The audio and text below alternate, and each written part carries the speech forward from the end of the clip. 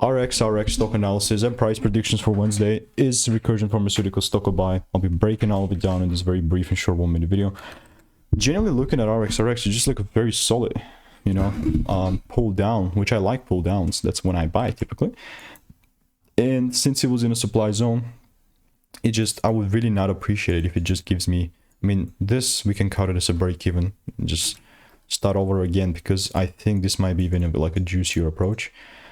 It's just that it must give me the shift here, right? If I do not see that shift happening, talking like 15-minute chart, then I'm not buying. Like, I must see some greenery or just some bullish candles in order for me to jump in the car that's already going 60 miles per hour. That's what I'm saying.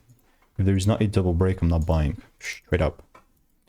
So that's how RXRX is looking like for me. I've got about 10 results in the Discord right there. And without any proper double break, I'm not going to be buying. Like, very simple. Like, it's, people are overcomplicating it, but what happens if it starts going down? Well, that's why I'll keep you updated. And if you want to stay tuned and get my money making emails and insights for free, click the first link in the description. See you in the next one.